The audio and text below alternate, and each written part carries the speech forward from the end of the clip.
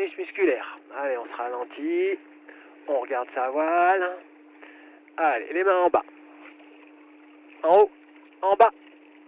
Et on remonte au maillon. Voilà. Ouais, bouge plus. Nickel. Alors écoute, regarde où sont tes mains, parce que là, ça me va bien, moi, tu vois. Regarde un peu autour de toi, maintenant, pour sentir ce petit vent qui vient de l'arrière, pas plus haut que ça. Reste ici. Allez, on va faire une sortie. Donc, un peu plus bas les deux mains, un peu plus bas les deux mains. Pas trop. Reviens au maillon. Alors, on va faire une sortie. Ouais, alors, te laisse pas tourner, il faut contrer à droite. Même twister, on contre à droite. On descend la main droite doucement. Contre à droite. Allez, on descend la main gauche sous les fesses. Bim! Pour décravater. Plus fort que ça. Contre à droite. Attention. Bras haut. Ouais, c'est bon. Bras haut. C'est con ça. Bras haut. Tempo. Bras haut. Cette semaine, notre pilote travaille le décrochage et la marche arrière. Il effectue une rentrée en 2 temps, c'est-à-dire qu'il descend les mains une première fois pour provoquer son décrochage, puis il remonte les mains pour permettre à la voile de se détordre, puis il redescend les mains en bas pour provoquer la mise en marche arrière.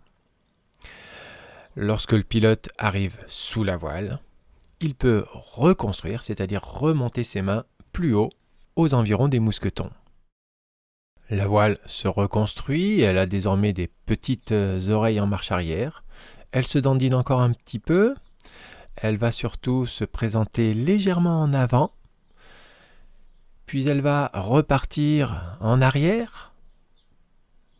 Le diagnostic est donc un manque de frein.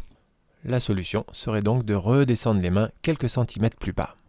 Mais notre pilote maintient sa position, il est peut-être même remonté encore un peu plus haut. La voile commence à se déstabiliser encore plus et elle part dans une rotation sur l'axe du lacet, une sorte de vrille. La solution est alors de redescendre les mains beaucoup plus bas pour stabiliser la marche arrière. Mais c'est là que notre pilote va lâcher ses mousquetons et commencer à bouger ses mains dans tous les sens. On peut voir ici qu'il a la main droite complètement relevée et la main gauche très basse, ce qui génère une vrille à gauche, puis il freine à droite, ce qui va stopper la vrille, mais notre pilote par inertie continue de tourner sur l'axe du lacet et comme il ne se tient pas à ses élévateurs, il twiste.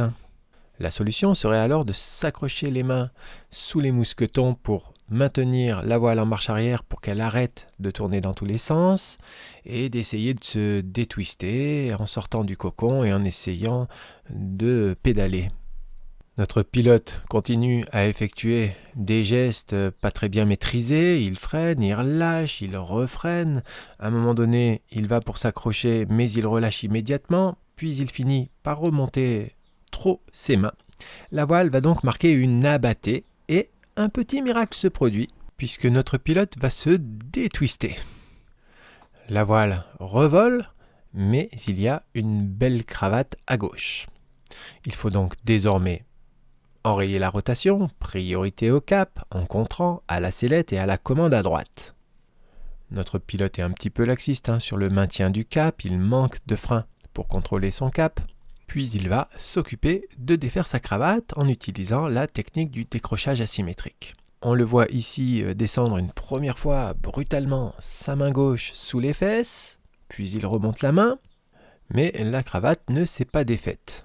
Il va recommencer une deuxième fois, on le voit à nouveau la main en bas, mais la cravate ne s'est toujours pas défaite. Notre pilote va alors remonter les mains et surtout il va réaliser un tour de frein pour avoir les freins plus courts. Il va maintenant à nouveau descendre sa main sous les fesses et là le décrochage asymétrique se produit et il est assez efficace puisqu'il a parfaitement défait la cravate. Mais on peut voir que la voile est dégonflée, elle a décroché. Il faut rester bras haut pour lui permettre de revoler.